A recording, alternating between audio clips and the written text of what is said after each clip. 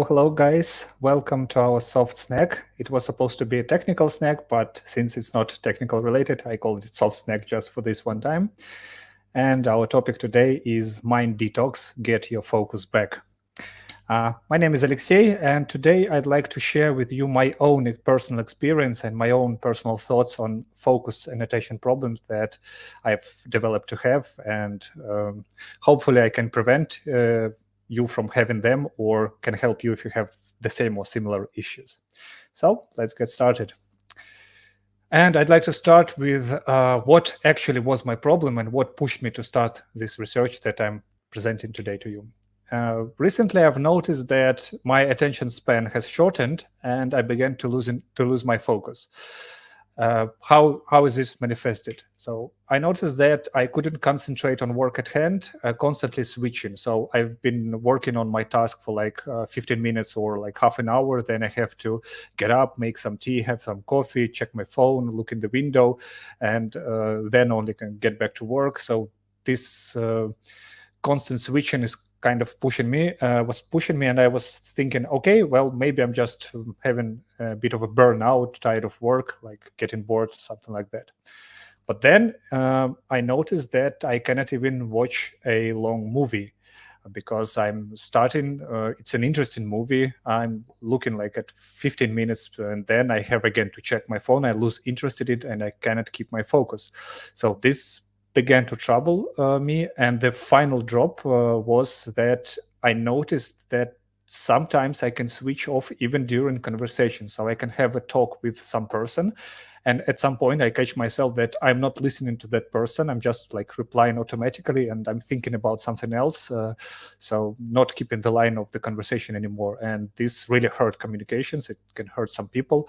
And this is where I noticed that something is really, really wrong with me, and I started looking for answers. And I'd like to start here with this section because this helped me realize what's actually going on. And once you realize it, it's quite easy to solve it. I want to start with the section how our brain works and who is responsible for the things we do. A bit of a disclaimer, I'm not a neurobiologist. I don't have any medical expertise or experience. This is purely my findings, what I could find over the internet.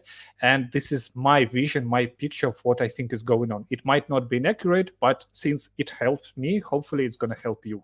So please don't blame me if I pick something wrong. What does our brain want? And from evolution standpoint, it wants us to do the right things to survive. It wants us to eat, it wants us to drink, it wants us to sleep, it wants us to be safe and healthy. But the question is, how does our brain do that? How does brain enforce behavior that it needs us to have? And the answer is funny, simple, and a bit scary. The brain puts us on drugs. So welcome the dopamine, the feel well hormone. Well, there are other hormones that makes us feel good, like endorphin and some other stuff. But for the sake of simplicity and for this presentation, we're going to keep with dopamine. And by dopamine, let's pretend that it's all collective hormones that make us feel good. So how exactly does it work? When you're thirsty, you actually feel bad because the brain understands that it's bad for your health. So it cuts the level of dopamine. So you become to feel bad. But whenever you feel you drink water, the brain produces a bit of dopamine and you begin to feel good. And this is this dopamine stuff. It's a part of the so-called reward system, so which brain applies to you, and it forms the behavior which is desired. And this is long term, and we form our habits. But there is a slight problem.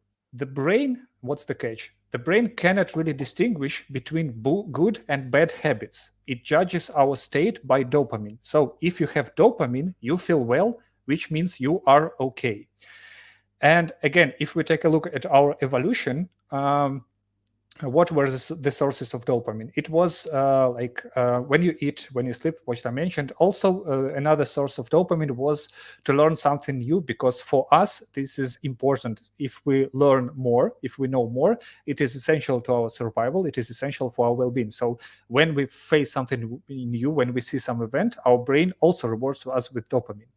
And these are all small doses. And over the whole evolution step of humanity, over the 100,000 years, approximately what humanity is old, so our life has been very scarce on events. It's been quite actually boring. But what happened over the last 100 years? So humanity created a new environment. And first of all, it poses two different problems. So first of all, it created a digital environment where we see plenty of events, like a pool of events, and our life became very, very interesting and intense in like terms of information. And also, humanity invented substances like easy source of feel well drugs, alcohol, drugs, and stuff like that. I'm not going to focus on those addictions. It's just one fact that scared me about severe addiction. I've learned that it's not only huge pleasure that the addicts are looking for in when they take drugs or alcohol. The problem is, and the problem with treating addicts is actually they take no pleasure from anything else. As I mentioned before, the brain is an optimizer and it looks for the easiest source where he can get dopamine. So, because in its brain's perspective, when you get lots of dopamine, you feel well and it means you're okay. And that's the main task of your brain, to make you feel okay, which means you're good. So this fact really scared me, and I started to look what is my addiction. So what makes me lose interest in my work, what makes me lose interest in movies, in conversation and stuff like that. So I call it, what's my drug? So who's the culprit? Who's the bad guy here? And I found him. I analyzed my habits and I found that this is actually my phone. And not the phone per se, but the applications which make me scroll. For example, like TikToks, Shorts, some fun sites with memes, social media and stuff like that. And turns out that scrolling is actually a new drug. So there is like a gaming addiction, and in medical environment, there is a term scrolling. It's also an addition to scrolling. And yes, I do have like sort of this addiction, and I'm struggling with it. And why exactly? Why exactly is this happening? So let's take a look what happens when we're reading a book or watching a long movie or investing ourselves in pretty long and activity which requires focus. So you take a first glance at something, it arouses your interest, it's interesting to you. And as I mentioned before, your brain, because it's interesting, it rewards you with a bit of a dopamine, small dose, just to, again, pique your interest and encourage you to invest more.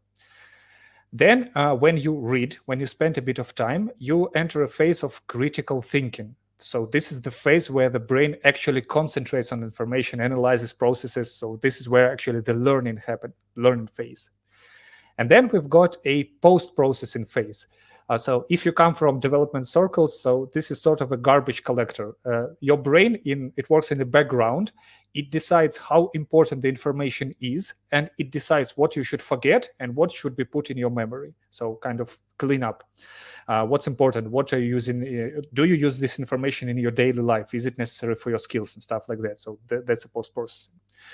And what we do, we form this cycle. First glance, critical thinking, post-processing. Then we read something new, so we go on and go on. But what happens when we go to this scrolling adventure? We actually remove this critical thinking and post-processing phase, and all we've got left is this first glance phase.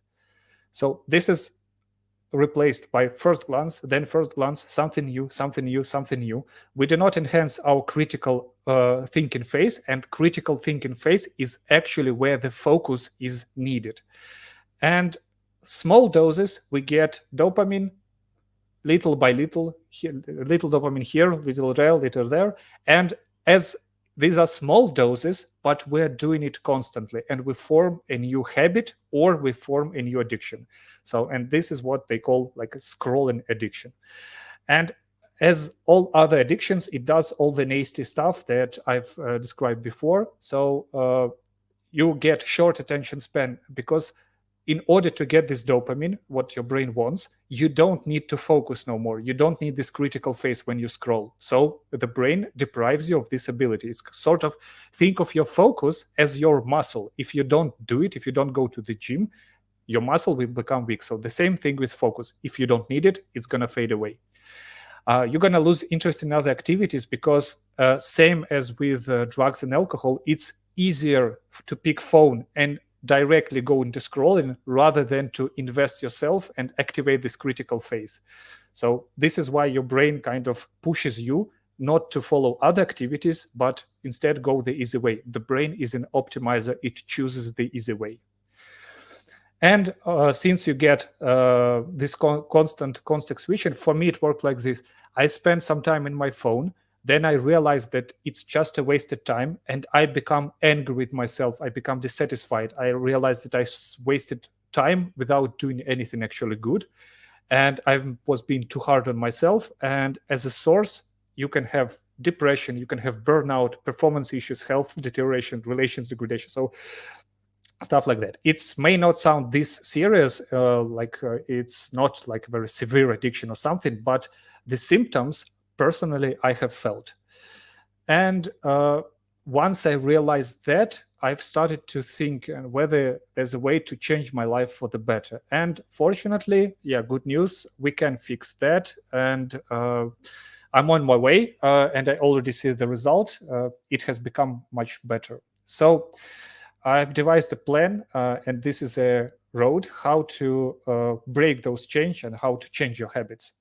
So first of all, you need to realize the problem. And this is the part where I've told you about how brain works, how brain thinks is very important, because if you understand that the brain is not actually your ally in everything, and then you and your brain might actually think a bit differently because you have a bit different goals.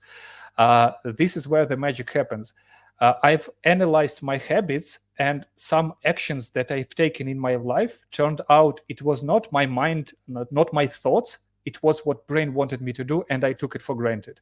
But when you are more self-cognitive and when you are aware that your brain and your body might do this trick to you, you can analyze your behavior and you can stop the behavior that you actually don't want or don't need. So whenever I do something right now, I ask myself, is it something that I want in my mind, or is it something that my brain is pushing me to do? And it helps. Second step is to remove or reduce the root cause. Of course, I cannot remove my phone because it's part of our life right now. Stay connected, it's necessary. But I've deleted all the applications for scrolling, and some I have left, like social media, because I need to stay online. I need to be able to communicate. But there are limiters which in your phones that you can set the maximum amount on time that you spend in this on that application. Also useful. But what I've noticed, and some people, when they try to get away from a bad habit, no matter what it is that they treat it incorrectly. So remember, forming a habit is a process, and unhabiting yourself, like removing the habit, is also a process as well. It's not an act. You cannot just get up and say, from now on, from like this day, I'm going to stop doing this. I'm going to stop scrolling. I'm going to stop looking for my phone. It's not going to work like that. And you're going to get pushed back into your previous state very easily. You have to accept that this is a road. This is a path. This is a process. And whenever you try to rip something out, there is a small void that you need to fill. And again, the easiest way to fill that void is to slip back, is to get it back. And this is what's your brain gonna do to you. It's gonna force you to get back to the previous state because it was comfortable and happy there. But I've found that the better way is to find new healthy potential sources of dopamine. Some activities that also can provide the same dopamine, that can make me happy, that can make me feel satisfied, but these options should be healthy. And here I faced an issue, and a lot of you can ask, but what are the examples? So like puzzles or Lego or reading a book or like riding a bike.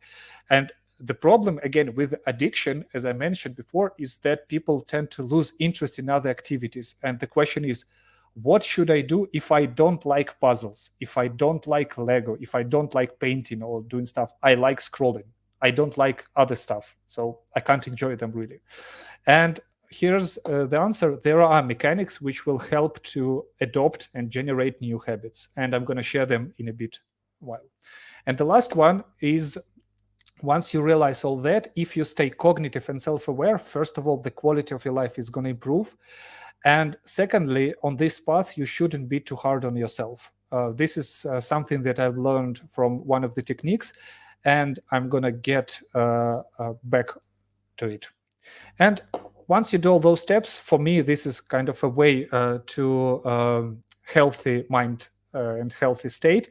And actually, it works. I do feel better. I do feel that my productivity, my performance improved. And I'm going to keep doing this, and hopefully it's going to do this to you. So what worked for me? So these are my personal tips and tricks, what I did, and actually it turned out to be pretty good. First, a very underrated tool like simple meditation. I understand that I've been talking to people, and most people, they do not understand the concept of meditation. So most of them think is like you find a comfy spot and you just close your eyes and focus on something. Some people focus on image, some people focus on music. Personally, I focus on my breathing and I'm trying to feel my body. And that's it. And the whole task of meditation is to sit through the whole meditation, focusing on your breathing. This is only partially true, because if you are able to sit through the whole meditation focusing on one thing only, congrats, you don't need meditation. It's like if you can bench press like 250 kilos, you don't go to gym. You just like, you may go to gym just to keep it, but you don't actually need the gym to reach this destination. The main goal and the main point of meditation is to catch this moment in time when you get distracted, and you need to calmly get yourself back to kind of return this focus. So this is kind of the gym. This is the exercise for your focus. Remember I said, like, think about focusing ability as your muscle. So this is the exercise that will pump this muscle.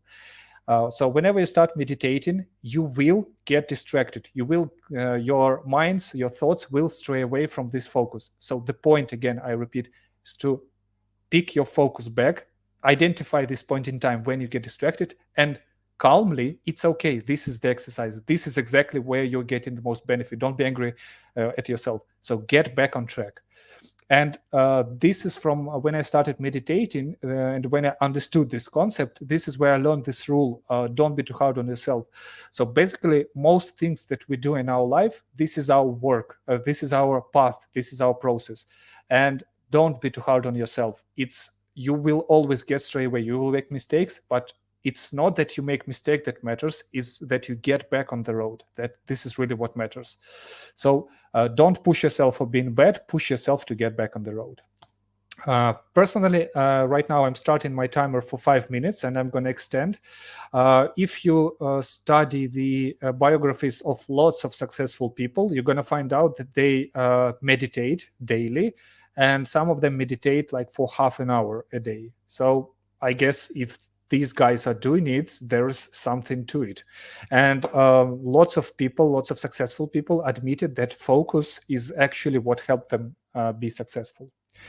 And just a personal advice, personally, I've tried meditating with like special music and stuff like that. For me, nature sounds are the best, because again, I figure that music, however perfect it is, it's something artificial, and we've been living with nature sounds for thousands of years, so this is what we're more used to.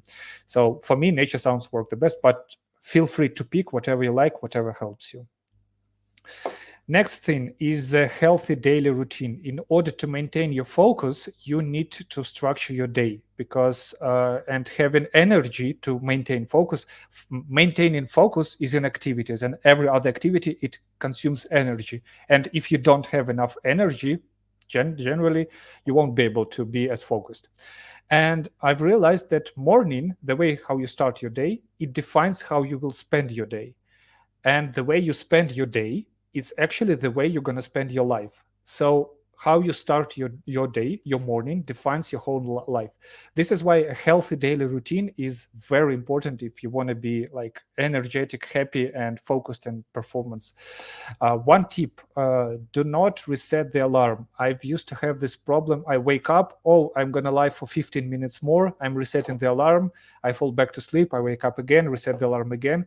So this habit will ruin your day because there is a research, something like that. I don't remember the details, but if you fall back to sleep, you fall back into the deep sleep, and it takes up to 4 hours to recover from that. So if you set your alarm at 7 o'clock, then you reset it. We wake up, you reset it at 8 o'clock, you will recover only by 12 o'clock. So half of your day, you're going to be feeling a bit not yourself. So it's really better to make an effort just to get up and go to the bathroom, wash your face, and you will feel absolutely fine in like 3 to 5 minutes, and the whole day will be much better.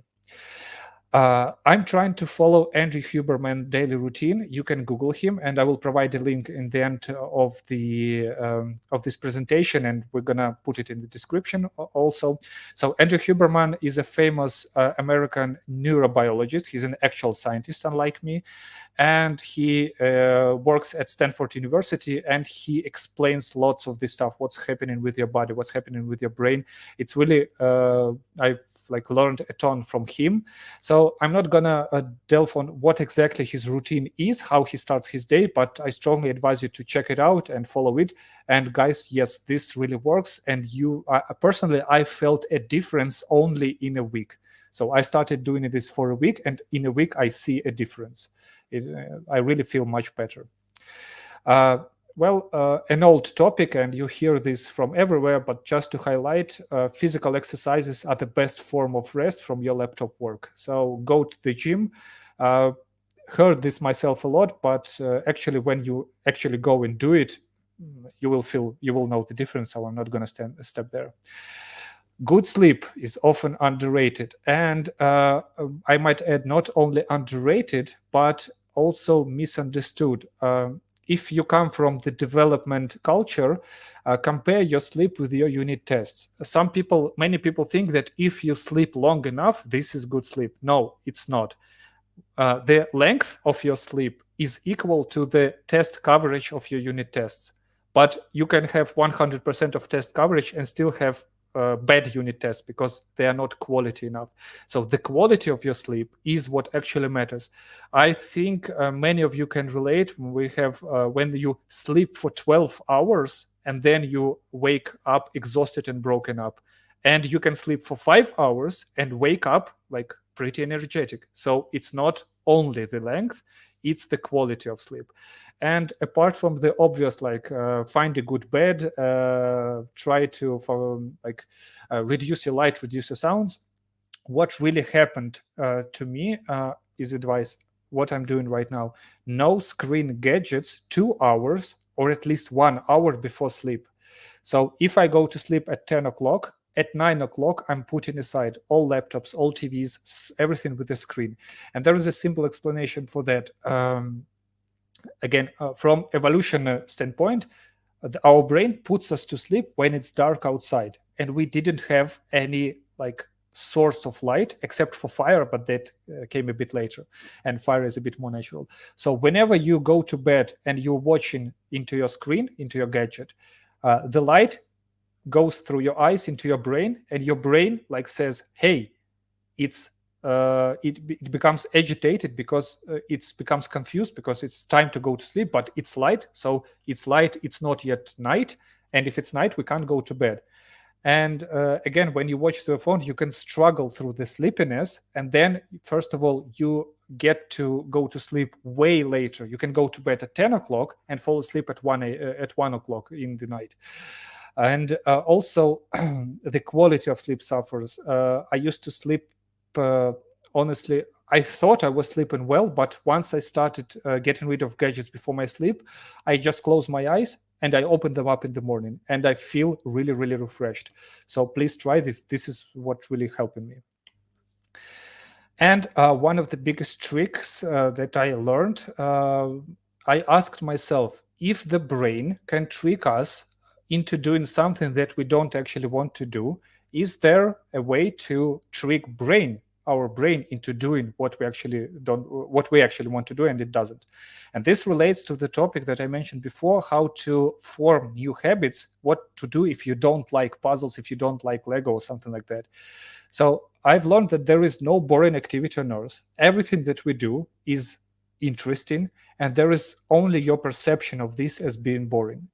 And you can imagine, or you can lie to yourself that this new activity is fun, interesting, and cool. You can like tell yourself, hey, this is really interesting. You can try to find and what is exactly interesting. So I know there are guys who are fond of puzzles. What is so interesting about puzzles? I want to find out. And your brain, for example, my brain, it struggled and then it adapted, because the brain always adapts. And if you manage to convince your brain that this activity is actually fun, what is your brain gonna do? It's gonna give you dopamine each time that you perform this activity. And if it gives you dopamine, it means you're gonna feel well. You're gonna have fun while doing this activity. And I've tried this on my work, and yes, it worked, and a bit more on this. Also, Andrew Huberman says that there is such thing which he calls growth mindset. And actual growth mindset for really successful people, and their secret is that they're getting pleasure not from the result, but from the process itself. I know a lot of guys and lots of people, they enjoy their work only in the moment when they get a salary, when they get a raise, when they get a bonus, or when they get recognition. And this approach, there has been research, actual scientific research on this matter, and this approach actually kills productivity. So our task, if you want to feel better, is to start getting pleasure not from the result, but from the process. And I've picked this picture for a reason, because there is like Asian nations, like Japanese, for example. What the guys did, it's part of their culture, it's part of their mentality. They approach every process. They kind of the same trick. So they don't imagine a lie, but we can. They take a simple process like brewing tea. It's a simple and boring process, but they make a whole ceremony out of it. They enjoy it, and they make very good tea. And this is everything they do, everything they approach, whether it's making electronics, making cars, or anything else, they approach the process. They enjoy the process, and this is why they produce one of the most high quality goods on the planet. And I believe they have fun doing this. And remember, a samurai has no goal, he has only path. So this is what they say. I know this is out of context, but it proves my point, so I'm using this here. So how that changed my life? Guys, I like to write unit tests. I love writing unit tests. It's interesting how to mock this, how to properly test this. I used to hate it. I like procrastinated a lot, and I've done a lot of work, but not to write unit tests. Now I'm writing unit tests happily. I actually began not like having huge fun of it, but I like doing this. So it's a start for me. And I noticed that if you apply this for any process, I hated writing documentation, like I hated doing some other stuff. But if you find something for it and you begin actually enjoying it, not only you will have fun in the process, but your results, your performance will improve drastically. So this is my advice: focus on the process and have fun with everything that you do in the moment. So thank you very much. I think these are the main points that I wanted to highlight, and my goal was to let you know. And once you know, I hope you'll be able to make choices and not let your body and brain trick you. So stay safe, stay healthy, and be happy. There are two links for Andy Huberman channel here, and another one, Grim Hustle. I find this, it's a short video, but I find it really, really motivating. I like to start my morning with it, so I recommend you to check it out. It contains a bit about focus, but in a very charismatic way. So this is it. Thanks for being there.